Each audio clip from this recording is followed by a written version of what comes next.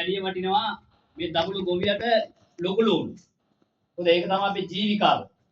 ඒක තමයි අපේ අනාගතය තීරණය කරන සාධකය. මම හිතන්නේ ඔබතුමා තරම් නාමල් කරුණාරත්න නියෝජ්‍ය ඇමතුමා තරම් ඒ වගේම අපේ ලාල්කාන්ත ඇමතුමා තරම් මේ ගොවියා පිළිබඳව දන්න මන් දන්නේ මිනිස්සෙන් මේ මිහිපිට ඉන්නවාද කියලා. ඒ තරම් හොඳට ගොවි දුක හඳුනනවා. හැබැයි මට කනගාටුව තියෙන්නේ තාම බැරි වුණා ඔබතුමාලාට එදා අර මෙතනම ලුණු ප්‍රශ්නේ ගැන කතා කරනකොට අර මහින්ද මහත්තයාට මයිලා කියන මහින්ද මහත්තයෙක් කිව්වා 150ට ගැසට් එකක් ගහලා තියෙනවා කිව්වා. හැබැයි ඔබතුමා කිව්වා ගෙලින්ම මම ඒ ගැන දන්නේ නැහැ අත්‍තරම කියලා. මම කිව්වා ඒ ගැසට් එක කියලා පෙන්නන්න කියලා. හැබැයි මේ ගැසට් එකකුත් නැහැ.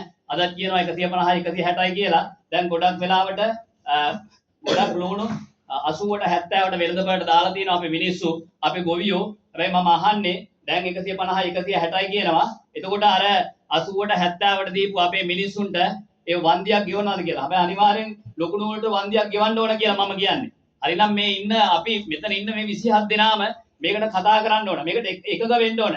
මේක ඇමතුමාට කෙලින්ම කියන්න ඕන. අර දුරස් වෙලා හිටපු ඇමතිවරු නෙමෙයි ළඟින් හිටපු ඇමතිවරු බෙල්ලේ වැලදා ගන්න ආපු ඇමතිවරු ලුණු ගෙඩි කාපු ඇමතිවරු ගෙවල් වල ගිහිල්ලා ලුණු ගබඩා ASCII ගිහිල්ලා කොටු ASCII ගිහිල්ලා මේ ලුණු වගාව පිළිබඳ දන්න ඇමතිවරු තමයි මම හිතන්නේ බහුතරයක් අද මේ රටේ මේ කුසිකර්මාන්තයේ තියෙන්නේ. ඒක නිසා මම ඔබතුමාගෙන් ඉල්ලා සිටිනවා ඔබතුමාලා මම දැක්කේ නැහැ පහුගිය කාලෙම ඒ වගේ සටනක් ඔබතුමා දුන්නා නම් මේ ආණ්ඩුව යටතේ මම හිතනවා තිබ්බු ආණ්ඩුවට වැඩිය ලොකු ලුණු මිලක් අපිට ලබා ගන්න පුළුවන් වුණා. ඉතින් ඇත්ත කතාව කිව්වොත් අර ගල් බනිස් වල ගල් නෑ වගේ මාළු බනිස් වල මාළු නෑ වගේ දැන් මේ අයවැයත් ගත්තාම මේ ලුණු ගොවියට මේක ඇතුලේ මොනවත් නෑ. කොයිතැන් කඩේතු මොනවත් නෑ. ඔබතුමා ලප්පුඩි ගහනවා මෙහෙමයි මේකයි මෙහෙමයි කියලා. ඒක නිසා දැන් හොඳයි මේ ලුණු දැන් මිල යන ලුණු වලට හොඳයි ගෙනාපු අය. අපි කියවනේ පිටරටේ ලුණු ගෙනල්ලා බඩු ගොඩ ගහගෙන ඉන්නේ කියලා. දඹුල්ල මාකට් එකේ බහුතර වෙලෙන්දෝ ගෙනල්ලා ගොඩ ගහගෙන ඉන්නේ. ඔන්න දැන් ඒ ලුණු වෙයියෝ පිටානිත් ඔය කියන මිල යනකොට දැන් කුසිකාර්යමත්තුමා කියන ලබන අවුරුද්දේ අනිවාර්යෙන් 160 කරනවලු. ඒතර ලබන අවුරුද්ද වෙනකන් අපි කන්න එපාද? අපි ගොවියෝ කන්න ඕනේ නැද්ද? බඩගින්නේ ඉන්න කියන්නේ ලබන අවුරුද්ද වෙනකන්. ඒතර මෙහෙම මේ වචනවල මම දන්නේ කිසිම විශ්වාසවන්තභාවයක් නැහැ. ඒක නිසා මම හිතන්නේ අනිවාර්යෙන් අර ඝන දෙයියෝගේ හෙට වගේ නැතුව මේ ලුණු වගාවට විශේෂයෙන් දඹුල්ල කියන්නේ අනන්‍යතාවය කියන්නේ ලුණු. වෙන මොනවත් නැහැ මේකේ. පොඩි ගොවිතැන් කරක් මේ ලුණු වගාවත් එක්ක තමයි අපි හැඳිලා ඉන්නේ. ඔබතුමාලා අපි මිනිස්සු ඡන්ද දීලා පත් කළ ලෙව්වේ. දැන් මේ උපසභාපතිතුමා නිහඬව හිටියට මම දන්නවානේ. හදවතෙන් අහලා බැලුවොත් මම සාමාන්‍ය මධ්‍යම පන්තියේ ලොකු ලුණු ගොවියෙක්. හැබැයි මේ ඉන්නේ මහා පරිමාණයේ ලොකු ලුණු ගොවියෙක්. ඔබතුමාලාට කතා කරන්න බැරි වුණාට මේ සමහර අය නම් මේක නිකන් උසුළු විසුලට ලක් කරනවා. ඒක එහෙම නෙමෙයි. ඒක නිසා මේ පිළිබඳව කරුණා කරලා අවධානයක් යොමු කරන්න. දැන් මේ පිටරටින් ගේන ලුණු වලට මේ බද්ද ක්‍රියාත්මක වෙන්නේ දැන් ඔය ගහන බද්ද බලන්නකෝ. අපේ මිනිස්සුන්ගේ තියාගත්ත ලුණු දැන් කීයද තියෙන්නේ? මේක කුණු වෙලා තියෙන්නේ දැන්.